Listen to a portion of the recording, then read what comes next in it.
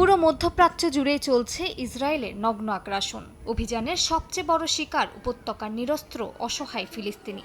গাজা সিটির 10 লাখ বাসিন্দাকে সরিয়ে নিতে মঙ্গলবার আনুষ্ঠানিক নির্দেশ দেয় ইসরায়েল। শহরের আকাশে ছড়িয়ে দেওয়া হয় লিফলেট, সেনার পক্ষ থেকে প্রচার করা হয় ভিডিও বার্তা। তবে জাতিসংঘ বলছে আগের কয়েক সপ্তাহে 50,000-এর বেশি মানুষ এলাকা ছেড়েছে। বাকিরা বলছেন দক্ষিণ গাজার আল মাওয়াসি শিবির নিরাপদ নয়, কারণ সে অঞ্চলেও নিয়মিত চালানো হচ্ছে বোমাবর্ষণ।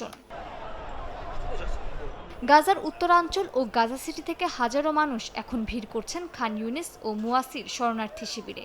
অস্থায়ী তাঁবু আর ভাঙা ঘরের পাশে গাদাগাদি করে থাকতে হচ্ছে বাস্তুচ্যুতদের। খাদ্য, বিশুদ্ধ পানি, এমনকি মাথা গোজার জায়গার অভাবে দুর্ভোগ বাড়ছে দিন দিন। আন্তর্জাতিক সংস্থা আইপিসি নিশ্চিত করেছে গাজা সিটি এখন দুর্ভিক্ষের কবলে। প্রায় 5.5 লাখ মানুষ মৃত্যু ঝুঁকিতে।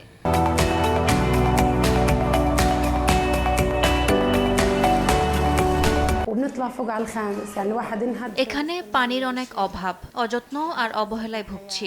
আমাদের অবস্থা কেবল আল্লাহই জানেন। লন্ডনে এক সাক্ষাৎকারে গাজার দুর্ভিক্ষ প্রসঙ্গে প্রশ্ন করা হলে ইসরায়েলি প্রেসিডেন্ট হারজোগ বিষয়টি সরাসরি অস্বীকার করেন। প্রধানমন্ত্রী নেতানিয়াহুর মতোই তার দাবি, ফিলিস্তিনে দুর্ভিক্ষ নিয়ে প্রচলিত বক্তব্য সত্য নয়। গাজায় আর এখন দুর্ভিক্ষ চলছে, এই ধারণাকে আমরা স্পষ্টভাবে প্রত্যাখ্যান করছি। উল্টো প্রচুর পরিমাণে ট্রাকে ট্রাকে ত্রাণ যাচ্ছে, টনকে টন খাবার আকাশপথে সরবরাহ করা হচ্ছে। স্বাস্থ্যকর পানি, বিদ্যুৎ, চিকিৎসা সরঞ্জাম, মুক্ত বাজারের পণ্যের নিয়মিত যোগান দেয়া হচ্ছে।